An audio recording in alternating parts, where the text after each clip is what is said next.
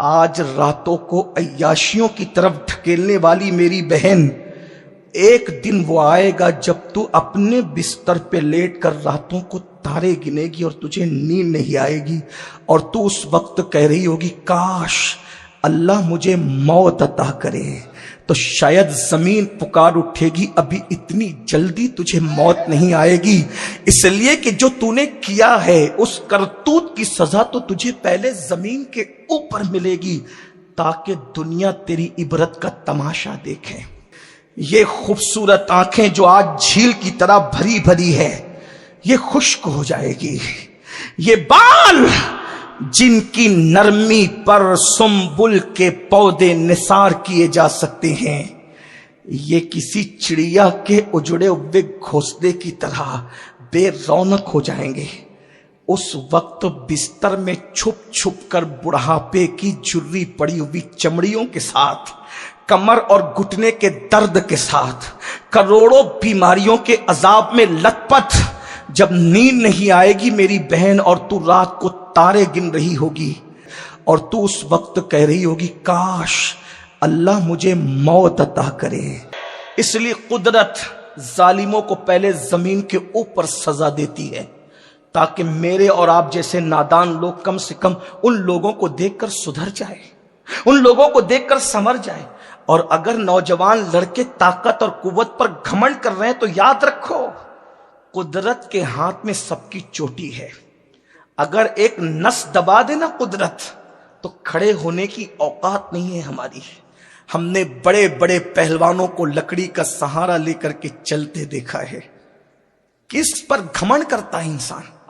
غور کرو اپنے رسول کا فرمان، حضور کے فرمان پہ یقین ہے تو سنو اللہ کے رسول کیا فرما رہے ہیں۔ گندی فلمیں دیکھ کر زنا کے اڈوں کو آباد کرنے والوں غور کرو، عورتوں پر پاپ کی نظریں ڈالنے والوں غور کرو۔ اب تو وہ دن ہم دیکھ رہے ہیں، بدترین ماحول۔ آج کے لڑکوں کی نگاہوں سے سالیاں بھی محفوظ نہیں ہے۔ کس کرب سے ہم کہاں وہ نوجوان، وہ ہمارا جوان تھا جس نے ساحل پر کشتیاں جلا کر کے کہا تھا ہم وہ لوگ ہیں یا تو مشن پورا کریں گے یا تو مر جائیں گے مگر واپس نہیں جائیں گے۔ کشتیاں جلانے والی قوم کے لڑکے آج سالیوں کو پاپ کی نظر سے تک رہے ہیں، ماموزاد بہن کو پاپ کی نظر سے تک رہے ہیں۔ یہ ہنسنے کی بات نہیں ہے، یہ کسی شاعر کا مشاعرہ نہیں، یہ کسی دل جلے کی آہو بکا ہے۔ کاش کہ اس پر کچھ سعادت مند روح لبیک کہتی۔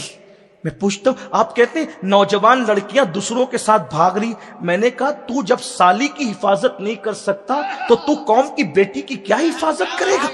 دنیا سمجھ چکی ہے، ہماری گندگی کو دنیا سمجھ چکی ہے۔ جو خالہ کی بیٹی کو پاپ کی نظر سے دیکھے وہ محلے کی بیٹی کی آبرو کی حفاظت کیسے کر سکے گا؟ ایک دور تھا، ایک زمانہ تھا کہ جب کوئی بندہ غیر مسلم اپنی سفر پہ جاتا اور اپنی بیٹی کو کہیں رکھنے کی مجبوری آتی تو غیر مسلم باتیں کرتے تھے کسی کے پاس نہ رکھو، اگر بیٹی رکھنا ہے تو کلمہ پڑھنے والے مسلمان کے پاس رکھو، کیونکہ محمد عربی کا غلام جب کسی کی اجازت کے بغیر لکڑی کا خلال بے اجازت نہیں کر سکتا تو وہ کسی عورت پر جب لکڑی بغیر اجازت استعمال نہیں کرتا تو لڑکی پر پاپ کی نظر کیسے ڈال سکتا ہے؟ یہ اپنی پہچان تھی، یہ اپنی شناخت تھی۔